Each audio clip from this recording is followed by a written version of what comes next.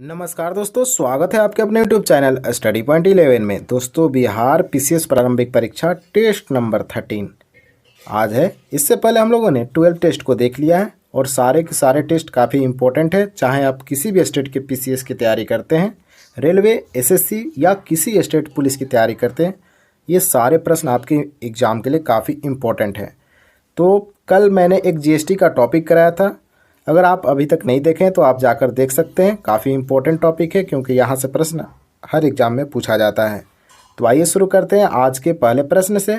और एक बात और बता दूं कि दोस्तों, जो भी पिछले टेस्ट 12 में राइट आंसर दिए थे टॉप 5 स्टूडेंट, ऊपर से मैंने लिया है टॉप 5 स्टूडेंट को जिन्होंने राइट आंसर दिया था, आज उनका स्क्रीन पे नाम आएगा और मेरे कम्युनिटी पे, चैनल की कम्युनिटी जो पोस्ट होता है वहाँ उनका नाम टंगा हुआ मिलेगा। आप लोग देख सकते हैं और अपना नाम चाहते हैं तो आप लोग भी कमेंट बॉक्स में उत्तर दीजिए। मैं बार बार रिक्वेस्ट करता हूं कि आप लोग जो भी आपको उत्तर पता है आप कमेंट बॉक्स में बताइए राइट आंसर, क्योंकि एक बार अगर आपने बता दिया तो आप उत्तर कभी नहीं भूलने वाले हैं। तो आइए शुरुआत करते हैं आज के पहले प्रश्न से। मोहनजोदड़ो में खोजी गई तथाकथित पशुपति मुहर पर किस जानवर की आकृति नहीं है? दोस्तों, आप लोग को पता होगा कि जब मोहनजोदड़ो की खुदाई हो रही थी तो पशुपति मुहर वहां मिला और उसमें कौन से जानवर की आकृति नहीं थी, ये आपसे प्रश्न है। ऑप्शन है हाथी, शेर, बाघ, गैंडा, उपर्युक्त में से कोई नहीं, उपर्युक्त में से एक से अधिक। अगर आपको इसका उत्तर पता है तो आप लोग बता सकते हैं कमेंट बॉक्स में। तो इसका राइट आंसर हो जाएगा दोस्तों शेर। देखिए, हाथी, बाघ और गैंडा ये तीनों का आकृति था पशुपति मुहर पर, शेर का नहीं था। अब आइए थोड़ा डिटेल्स में देख लेते हैं, क्योंकि हम लोग हर एक प्रश्न को डिटेल्स में देखते हैं, साथ में कंसेप्ट क्लियर होते जाता है। तो मोहनजोदड़ो में खोजी गई तथाकथित पशुपति मुहर पर शेर की आकृति नहीं मिली थी। आइए पशुपति सील के बारे में देख लेते हैं।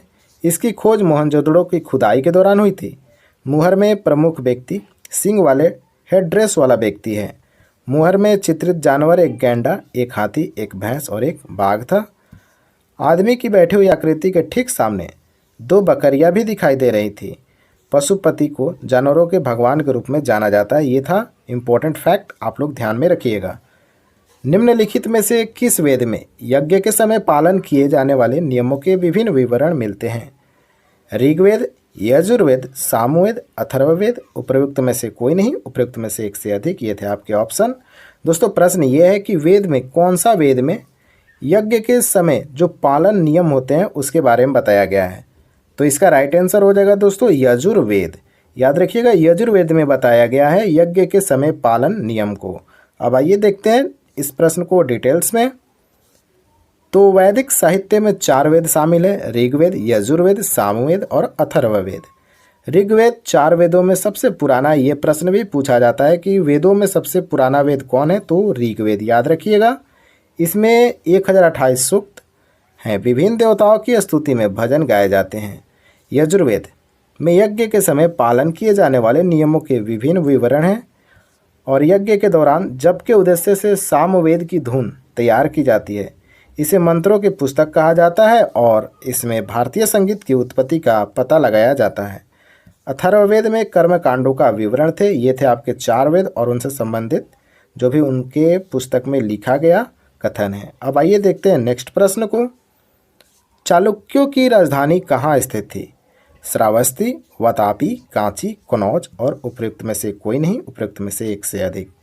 तो दोस्तों, राज्य राजधानी से प्रश्न जब पुराने समय की बात है, जब चालुक्य शासन कर रहे थे तो उस समय उनकी राजधानी कहाँ थी, ये प्रश्न आपसे पूछा गया है और ऐसे लगातार प्रश्न पूछे जाते हैं। तो इसका राइट आंसर हो जाएगा दोस्तों, याद रखिएगा, ऑप्शन नंबर बी, वातापी। तो चालुक्यों की राजधानी थी वातापी, आप लोग ध्यान में रखिएगा। अब आइए इस प्रश्न को डिटेल्स में देख लेते हैं। कर्नाटक में बादामी वातापी में अपनी राजधानी के साथ सबसे शुरुआती चालुक्य थे। उन्होंने 6ठी शताब्दी के मध्य से शासन किया। 642 ईस्वी में अपने सबसे बड़े राजा पुलकेशिन द्वितीय की मृत्यु के बाद उन्होंने झुकना स्वीकार कर दिया। उन्हें बादामी चालुक्य के नाम से भी जाना जाता है, ये भी आप लोग याद रखिएगा। ये प्रश्न भी पूछा जा सकता है कि बादामी चालुक्य किससे जाना जाता था। अब आइए देखते हैं नेक्स्ट प्रश्न को। मुगल प्रशासन में धार्मिक अधिकारी के लिए किस शब्द का प्रयोग किया जाता था? तो दोस्तों, मुगल प्रशासन में धार्मिक अधिकारी के रूप में किस शब्द का प्रयोग किया जाता था? आपके ऑप्शन है मीर समान, मुहतासिब, मीरे आतिशो, मीरे बहरी, उपयुक्त में से कोई नहीं, उपयुक्त में से एक से अधिक। दोस्तों अगर आप लोग को उत्तर पता रहता है तो आप लोग कमेंट बॉक्स में ज़रूर बताइएगा, और दोस्तों चैनल को अगर नए हैं तो सब्सक्राइब जरूर कर लीजिएगा। तो इसका राइट आंसर हो जाएगा मुहतासिब। याद रखिएगा दोस्तों, मुगल प्रशासन में धार्मिक अधिकारी के लिए एक शब्द था और वह था मुहतासिब। अब आइए थोड़ा डिटेल्स में देखते हैं इस प्रश्न को। तो मुगल प्रशासन के तहत कई प्रमुख अधिकारी थे जिनके पास अलग अलग नौकरियों की जिम्मेदारियां थी। मीर समन शाही घरों कारखानों का प्रभारी था। मुगल प्रशासक के अधीन मुहतासिब सार्वजनिक व्यवसाय का नियामक था जो व्यापार को नियंत्रित करता था और इस्लामी विशेषज्ञ लागू करता था। इस शब्द का प्रयोग धार्मिक अधिकारी के लिए भी किया जाता है। मुगल प्रशासन के अधीन मीर आतिश अध्यादेश विभाग का प्रमुख था। मीर ए बहार क्या था? तो तटीय शहरों में सीमा शुल्क और नाव और नौका करों और बंदरगाह शुल्क का प्रभारी था। ये थे कुछ शब्द जिनका अर्थ निकलता है, आप लोग ध्यान में रखिएगा। अब देखते हैं नेक्स्ट प्रश्न को। लंदन इंडियन सोसाइटी की स्थापना किस वर्ष हुई थी? तो दोस्तों आप लोग को उत्तर पता है तो आप लोग फटाफट कमेंट बॉक्स में अपना उत्तर दे दीजिए। तो इसका राइट आंसर हो जाएगा 1865, ऑप्शन नंबर बी।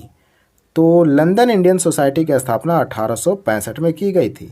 अब आइए इस प्रश्न को डिटेल्स में देखते हैं। तो लंदन इंडियन सोसाइटी की स्थापना 1865 में लंदन में 4 भारतीय छात्रों द्वारा की गई थी। ये छात्र कौन कौन थे? तो फिरोज शाह मेहता, WC बनर्जी, बदरुद्दीन तैयब जी और मनमोहन घोष। अब आइए देखते हैं नेक्स्ट प्रश्न को।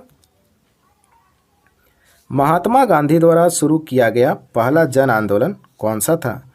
असहयोग आंदोलन, भारत छोड़ो आंदोलन, नील विद्रोह, नमक आंदोलन, उपयुक्त में से कोई नहीं या उपयुक्त में से एक से अधिक। तो दोस्तों महात्मा गांधी द्वारा शुरू किया गया पहला जन आंदोलन था असहयोग आंदोलन। राइट आंसर हो जाएगा ऑप्शन नंबर ए। तो याद रखिएगा असहयोग आंदोलन जो है महात्मा गांधी जी के द्वारा शुरू किया गया पहला जन आंदोलन था। अब आइए थोड़ा डिटेल्स में देखते हैं।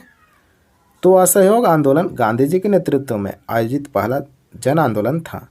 1919 में अमृतसर में जालियांवाला बाग नरसंहार असहयोग आंदोलन की शुरुआत का एक प्रमुख कारण चौरा चौरी घटना गोरखपुर जिले के चौरी चौरा में 4 फरवरी 1922 को हुई थी, जब असहयोग आंदोलन में भाग लेने वाले प्रदर्शनकारियों का एक बड़ा समूह पुलिस के साथ भिड़ गया जिसने गोलियां चलाई। इस घटना के प्रत्यक्ष परिणाम के रूप में इस घटना के हिंसक होने के बाद महात्मा गांधी जी ने 12 फरवरी 1922 डेट याद रखिएगा को असहयोग आंदोलन को बंद कर दिया। ये प्रश्न भी पूछा जाता है कि असहयोग आंदोलन कब बंद किया गया? तो 12 फरवरी 1922 को बंद किया गया। अब आइए नेक्स्ट प्रश्न को देखते हैं। मैं भगवान के नाम पर पवित्र प्रतिज्ञा लेता हूँ और कहता हूँ कि मैं अपनी अंतिम सांस तक भारत और इसके 38 करोड़ निवासियों की स्वतंत्रता के लिए लड़ता रहूँगा। यह कथन किसने दिया था? तो दोस्तों ये कथन था महात्मा गांधी जी का, आप लोग याद रखिएगा। अब आइए थोड़ा डिटेल्स में देख लेते हैं। तो मैं भगवान के नाम पर पवित्र प्रतिज्ञा लेता हूं और कहता हूं कि मैं अपनी अंतिम सांस तक भारत और इसके 38 करोड़ निवासियों की स्वतंत्रता के लिए लड़ता रहूंगा। महात्मा गांधी जी का ये कथन है, काफ़ी इम्पोर्टेंट है, इसलिए प्रश्न ये एग्जाम में पूछा भी गया है। अब आइए नेक्स्ट प्रश्न को देखते हैं। नुब्रा घाटी निम्नलिखित में से किस पर्वत श्रृंखला के बीच में स्थित है? दोस्तों नुब्रा घाटी का मतलब क्या होता है, क्या आप लोग को पता है? चलिए मैं बताता हूँ। तो नुब्रा घाटी जो है दोस्तों फूलों की घाटी इसको बोला जाता है या फिर लद्दाख का बाग इसको कहा जाता है। तो नुब्रा घाटी किस पर्वत श्रृंखला के बीच में स्थित है ये आप लोग को बताना है। तो दोस्तों इसका राइट आंसर हो जाएगा लद्दाख और काराकोरम पर्वतमाला। तो right answer option number C, Ladakh और काराकोरम पर्वतमाला के बीच में है नुब्रा घाटी, और नुब्रा घाटी का अर्थ होता है फूलों की घाटी। देख लेते हैं थोड़ा डिटेल्स में नुब्रा घाटी के बारे में। नुब्रा घाटी लद्दाख में लेह के उत्तर में स्थित है जहाँ श्योक और सियाचिन नदियाँ मिलती हैं। यह घाटी लद्दाख को काराकोरम पर्वतमाला और शक्तिशाली सियाचिन ग्लेशियर से अलग करती है। नुब्रा का गहरा परिदृश्य, दांतेदार पहाड़ और ऊंचाई दुनिया भर से साहसिक पर्यटकों को आकर्षित करती है। ये थी नुब्रा की कुछ खास बातें। देखते हैं नेक्स्ट प्रश्न को।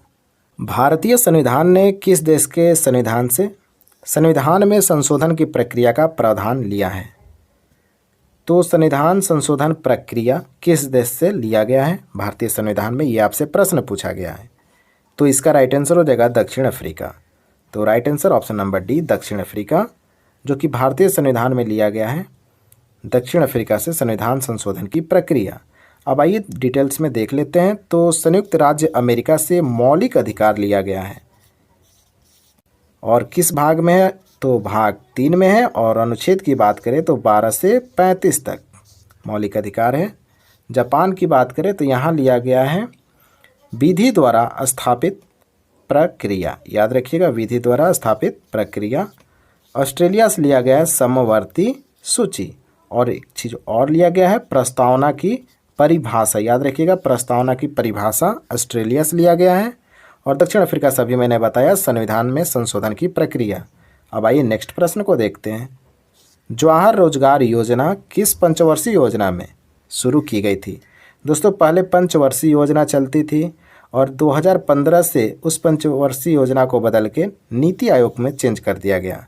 ये भी आप लोग याद रखिएगा। तो अब पंचवर्षीय योजना नहीं लागू होती है। प्रश्न पूछा गया है कि जवाहर रोजगार योजना किस पंचवर्षीय योजना में शुरू की गई थी? तो इसका राइट आंसर हो जाएगा ऑप्शन नंबर डी, 7वीं। तो जवाहर रोजगार योजना 7वीं पंचवर्षीय योजना में शुरू की गई थी, ये आप लोग याद रखेंगे। आइए देख लेते हैं डिटेल्स को। तो 7वीं पंचवर्षीय योजना में जवाहर रोजगार योजना शुरू की गई। जवाहर रोजगार योजना 1989 में राजीव गांधी सरकार द्वारा शुरू की गई थी। इसे राष्ट्रीय ग्रामीण रोजगार कार्यक्रम और ग्रामीण भूमिहीन रोजगार गारंटी कार्यक्रम के विलय पर लागू किया गया था। 7वीं पंचवर्षीय योजना 1985 से 1990 ने लघु स्तरीय और खाद्य प्रसंस्करण उद्योगों के विकास पर भी जोर दिया। ये प्रश्न पूछा जाता है दोस्तों कि किस पंचवर्षीय योजना का किसके आधार पे काम किया गया था, किस पंचवर्षीय योजना में। ये प्रश्न काफ़ी इम्पोर्टेंट है, आप लोग ज़रूर देख लीजिएगा। 7वीं पंचवर्षीय योजना ने सामाजिक न्याय को भी प्रोत्साहित किया था। तो ये थे आज के हमारे टॉप 10 प्रश्न। अब आइए देखते हैं टेस्ट प्रश्न को। ये पिछले टेस्ट के प्रश्न थे, टेस्ट नंबर 12 का। निम्नलिखित में से किस राजा के सिक्कों पर जहाज का चित्र अंकित है? तो राइट आंसर था यज्ञश्री सातकर्णी। और आज के इस टेस्ट के टॉपर जो टॉप 5 स्टूडेंट थे, आज मैं उनका नाम अभी मैं दिखाने वाला हूँ। टेस्ट नंबर 12 के टॉप 5 रैंक राधिका रॉय, बसु शर्मा, अमन कुमार, आलोक राज, समी पटेल। तो ये थे हमारे टॉप स्टूडेंट जिन्होंने राइट आंसर दिया था टेस्ट नंबर 12 के प्रश्न को। अगली बार आपका नाम होना चाहिए दोस्तों। और इस फ़ोटो को मैं कम्युनिटी पोस्ट पे अपलोड कर देता हूँ। तो थैंक यू। अब आइए देखते हैं आज का टेस्ट प्रश्न।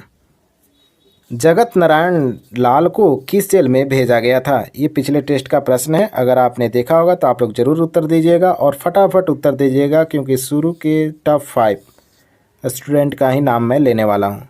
Bankipur jail, camp jail, Bhagalpur jail, Hazaribagh jail, ये थे आपके ऑप्शन। आप लोग बता सकते हैं उत्तर फटाफट। तो मिलते हैं नेक्स्ट वीडियो के साथ। वीडियो आप लोग देखते रहिए। अगर नए हैं तो चैनल को सब्सक्राइब कर लीजिए और बेल आइकन को क्लिक कर लीजिए और वीडियो को ज़रूर शेयर कीजिएगा दोस्तों।